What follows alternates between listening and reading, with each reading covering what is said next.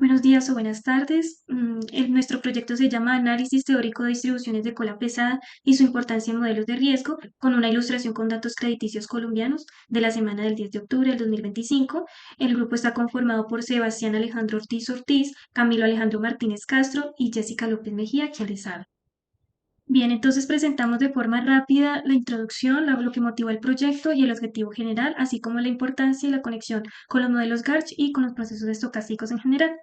Entonces, pues la problemática que se identifica es que los modelos tradicionales gaussianos tienden a subestimar sistemáticamente la frecuencia y magnitud de eventos raros o eventos extremos, eh, que pues coloquialmente o popularmente se le denominan cisnes negros.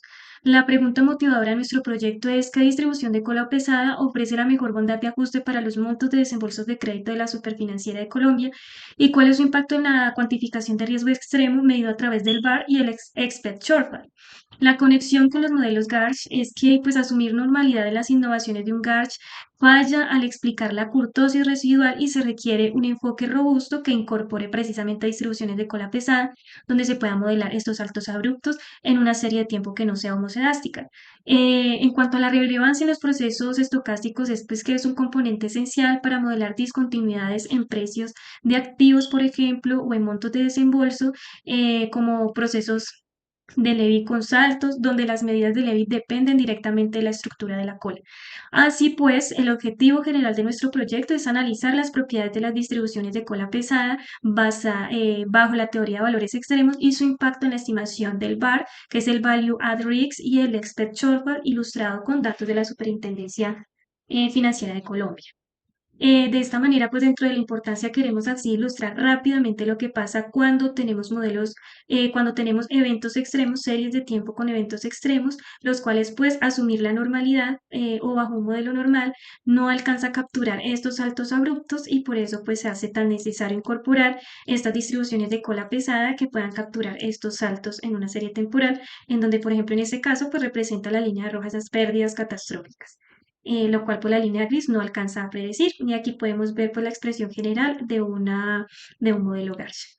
Bien, entonces la teoría de valores extremos se centra en en el teorema de Fischer-Tropsch-Nedenko, en donde pues si el máximo reescalado, que es m sub n de una muestra converge, lo hace a una de las tres formas de valor extremo, que en este caso sería el g de x, en donde pues este máximo de esa muestra tiende en distribución a g de x, donde a sub n es mayor a cero y b sub n es una constante de normalización. Esta g de x pues se puede, digamos, se encuentra capturada dentro de la distribución generalizada de valor extremo, dada pues mediante esta expresión que tenemos acá, y donde este phi pues me va a indicar también como el tipo de dominio al que pertenece a dicha distribución, donde si es mayor a cero es Frechet, si es igual a cero es Gumbel y si es menor a cero es Weibull. Los dominios de atracción, como decíamos, son tres, pueden ser Frechet, Gumbel o Weibull, y se encuentran expresadas cada una de esta manera, donde la Frechet, la cola decae como una función de potencia polinomial, donde f barra de x ya decíamos que es la supervivencia o la probabilidad de que x sea mayor a x, como se indica acá. L de x es una función que varía lentamente, como puede ser una log x o una log x, y el alfa es el índice de cola que entre más pequeña sea, pues la cola va a ser más pesada. La Gamble de la cola decae exponencialmente, se consideran colas ligeras. Aquí pues la función de supervivencia se comporta sintóticamente como una c e a la menos x, donde c es una constante, y pues de acá abarca distribuciones como la normal, log normal o la gamma. Para la Frechet abarca, por ejemplo, distribuciones como la Pareto, la Cauchy, la t de Student, las alfa estables, que son pues un conjunto de muchas distribuciones. Y la Weibull, por lo tanto, pues la Gamble, por ejemplo, pues incorpora distribuciones donde se asume un riesgo bajo porque la cola es ligera, en las pesadas el riesgo es más alto. Y la Weibull pues ya tienen un soporte finito donde pues con un límite superior, por ejemplo la uniforme y la beta están dentro de esta dominio de atracción, la variable no puede exceder este valor máximo. Entonces pues asimismo el comportamiento de la cola va a estar acotado de esa manera. La condición de variación regular pues de alguna forma nos permite ver cómo se comporta esa distribución asintóticamente, calculando el límite cuando t tiende al finito del cociente entre la función de supervivencia evaluada en tx sobre la función de supervivencia evaluada en t, y esto pues nos da una expresión de x a la menos alfa, como decía, con ese alfa que nos indica qué tan pesada puede ser la cola, y el x pues que debe ser mayor a cero. Esta es como la huella digital o la forma de identificar la cola de dicha distribución. Metodología de estimación del índice de cola. El índice de cola nos permite establecer qué tan pesada es la cola de una distribución basándonos en un parámetro alfa. Si este valor de este parámetro alfa toma valores muy pequeños, significa que la distribución tiene una cola pesada. Por el contrario, Si el valor de este parámetro alfa toma valores muy altos, significa que la distribución tiene una cola liviana. Actualmente existen dos metodologías principales para la estimación del índice de cola. En el estimador de Hill nosotros seleccionaremos un umbral de los X o Y, los organizaremos de mayor a menor. Una vez establecido el mayor, buscaremos el siguiente mayor por fuera de este umbral y este será nuestro comparador. Estableceremos diferencias logarítmicas de cada uno de los X o Y respecto a este comparador y estableceremos un promedio. Este será un estimado del parámetro alfa. Tiene dos ventajas principales. La primera es muy fácil de implementar y la segunda es muy utilizado para las distribuciones bajo el dominio de Frechet. Ahora, una contra que tiene es que es muy sensible a la selección del tamaño del umbral. Si tomamos un umbral muy estrecho, seleccionaremos poco sub, por lo que nuestra varianza sería mayor. Ahora bien, si tomamos un umbral muy amplio, tendríamos muchos X sub, por lo que tanto entraríamos en un sesgo para la estimación del alfa. La segunda metodología se denomina pico sobre el umbral, en el cual nosotros seleccionaremos un mu y tomaremos todos los valores x y mayores a este mu, tomaremos diferencias de estos x y respecto a este mu y esos serán nuestros residuales. Nosotros podríamos modelar estos residuales bajo la distribución generalizada de Pareto utilizando máximo de verosimilitud para establecer un epsilon. Este epsilon tiene la característica de que es la función inversa del alfa, es decir, del índice de cola. Ahora bien, esta tiene una principal desventaja y es que es muy susceptible a la selección del mu. Si tomamos un mu demasiado corto, significaría que estaríamos involucrando valores que no se pueden considerar típicos dentro de la modelación de los residuales. Y por el contrario, si tomamos un mu demasiado alto, entonces tendríamos a incorporar pocos datos para la modelación del epsilon. ¿Cómo se relacionan las medidas de riesgo con el índice de cola? Una medida de riesgo nos permite establecer una pérdida asociada a un evento. En este caso, en el sistema financiero existen dos principales medidas de riesgo, el VaR y el Spector-Schoeffer. En el VaR nosotros podemos tomar un percentil y establecer la mínima pérdida dado que se cumple ese percentil. Por ejemplo, el 95% de los peores casos, ¿cuánto sería la mínima pérdida? Ahora bien, en el Spector-Schoeffer nosotros podemos tomar este mismo percentil pero establecer una pérdida promedio de estos valores que superan este percentil. Es decir, en el 95% de los casos, ¿cuánto sería la pérdida promedio de nuestro portafolio? ¿Cómo se relacionan estos con el índice de cola? Vemos que para el par existe una relación positiva. Entre más pesada sea el índice de cola, significa que es mayor la pérdida asociada. Por el contrario, para el Spector-Schoeffer es más difícil definir esta relación. Sin embargo, en la medida que disminuya el percentil, esta relación tiende a desaparecer. Con el fin de realizar un análisis más detallado de las principales distribuciones de cola pesada, presentamos este explorador de distribuciones, en el cual observamos las distribuciones de Frechet, Pareto, alfa estable y T-Student. Para la distribución de Frechet observamos que el parámetro de escala nos permite tanto dar profundidad a la cola así como amplitud al máximo de la distribución. Y el parámetro del índice de cola nos permite tanto ampliar el peso de la cola así como disminuirlo. Dentro de la distribución de Pareto observamos que la escala mínima nos permite establecer el mínimo que va a tomar la distribución y el índice de cola nos permite establecer qué tan pesada será la cola de aquella distribución. El alfa estable nos permite establecer primero con el parámetro de escala la pesadez de ambas colas, así como si la distribución tiene una kurtosis alta o baja, mientras que la ubicación del X sub C nos permite establecer la media de la distribución. Finalmente, la distribución T-Student observamos que en la medida que los grados de libertad tienden a 30, esta converge a una distribución normal. Resumen de propiedades de las principales distribuciones de cola pesada. Las tres primeras distribuciones de cola pesada pertenecen al dominio de Frechet, la Pareto y la alfa estable. Para la Frechet y la Pareto observamos que el índice de cola es mayor a 0, los momentos de media y varianza están definidos para alfa mayor a 1 y alfa mayor a 2.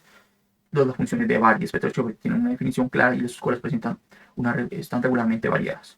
Para la distribución de alfa estable observamos que el índice de cola pertenece entre 0 y 2, solo existe el momento de media cuando alfa es mayor a 1, tanto la función de VaR como la función de Spector-Schoeffer no es cerrada pero presentan colas regularmente variadas.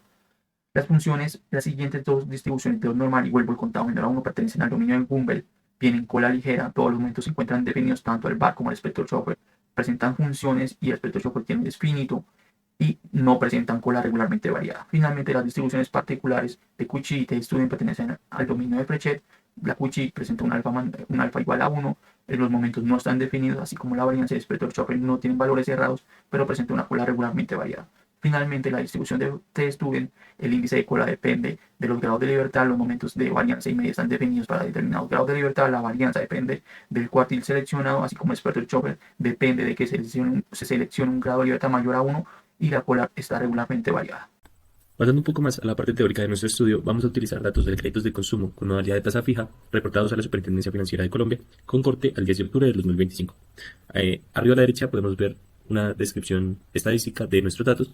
Tenemos un tamaño de muestra de 668.511 desembolsos, una media de 157.820.000 por desembolso, una desviación estándar bastante grande de 7.287 millones por cada desembolso. Un rango también bastante amplio entre 1 peso y 3.99 billones de pesos. Y la primera gráfica que vamos a mostrar es la de la distribución acumulada empírica de nuestros datos. Esta se ve en una escala logarítmica y tiene una forma de S que es bastante común en las distribuciones log normal. Sin embargo, la repentina subida acá por el centro de la gráfica nos dice que se puede tratar de una cola pesada a derecha. Más adelante haremos más pruebas para confirmar si nuestros datos sufren de cola pesada. La primera de estas herramientas es la estimación del índice de cola. En este caso la vamos a realizar con el método de Hill. Para este caso nos ayudamos del gráfico de Hill para elegir el umbral que es adecuado para nuestros datos. En este caso, el umbral escogido fue de 6.685 desembolsos, que básicamente es el top 1% de desembolsos. El gráfico de Hill es una herramienta útil porque nos permite hallar el K o el umbral que es óptimo para nuestros datos, haciendo que esta gráfica se horizontalice lo más posible. Al final esto fue lo que conseguimos. Si bien no es una gráfica completamente horizontal, sí varía o fluctúa entre valores muy cercanos, muy cortos, y todos consistentemente son inferiores a 1 y superiores a 0.85. Entonces, esto lo que nos confirma es que nuestros datos tienen cola pesada porque el índice de cola estimado pues, es mayor a 0 y menor a 1. Para hacer la validación de la confirmación anterior, lo que hacemos es utilizar el gráfico del min excess plot, que básicamente lo que nos va a decir es si nuestros datos son fácilmente ajustables a una distribución generalizada de Pareto. Lo que buscamos en esta gráfica es básicamente una tendencia lineal sostenida a lo largo de los umbrales, lo que nos confirmaría que nuestros datos pues, pueden seguir una distribución generalizada de Pareto. Y es justamente lo que tenemos acá, una tendencia creciente y lineal en ciertos puntos bastante marcada. Entonces esto es un gran inicio de que nuestros datos tienen cola pesada y pueden seguir una distribución generalizada de Pareto. Lo siguiente es hallar como tal los parámetros de esta distribución generalizada de Pareto. En este caso lo hicimos a través de la función GPD-fit del paquete EVA, que estima estos parámetros a través del método de máxima verosimilitud. Los resultados de esta estimación se muestran acá. Tenemos un parámetro de escala de 2.187 millones y un parámetro de forma de 0.9584, que es bastante coherente con lo que teníamos en el gráfico de Hill, en el que el parámetro de forma el índice de cola fluctuaba entre 0.85 y 1. A continuación, vamos a hacer un diagnóstico visual, gráfico, del ajuste de esta estimación. Y lo que tenemos es un probability plot, que es bastante bueno, en el que todos los puntos se posan sobre la línea diagonal azul, lo que hace o lo que nos confirma que nuestro ajuste es bueno, al menos en la distribución acumulada de nuestros datos. Vemos que el density plot también es bueno, la línea azul recorre todos los puntos negros, entonces es un ajuste bastante bueno. Y digamos que el punto más débil de nuestro ajuste es que el quantity plot, si bien es bueno hasta cierto umbral, cerca de los 500.000 millones, deja de ajustar perfectamente. Entonces lo que vemos acá es que a partir de este umbral, nuestro modelo empieza a sobreestimar un poco el valor de los percentiles más altos de los desembolsos.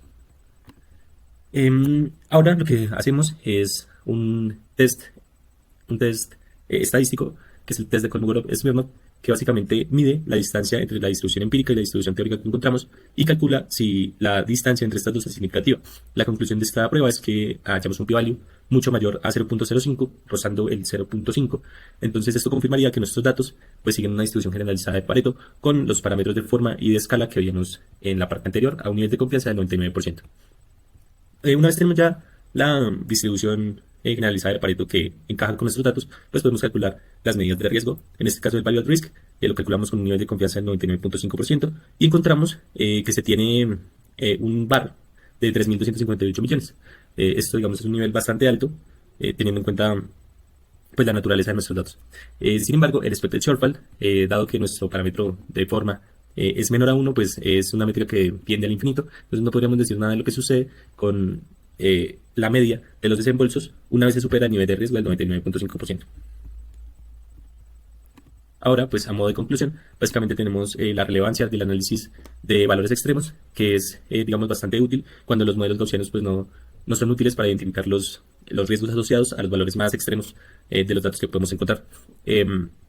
Tenemos un ajuste exitoso para los datos que encontramos, los datos de los desembolsos de crédito, y un riesgo bastante grande, ya que el VAR pues, supera el orden de los miles de millones de pesos. Esto digamos que es una herramienta bastante poderosa para las entidades financieras que quieran complementar sus métricas de riesgo y digamos estén usando modelos gaussianos o enfoques que no sean tan robustos. Y eso sería todo por nuestra presentación. Muchas gracias.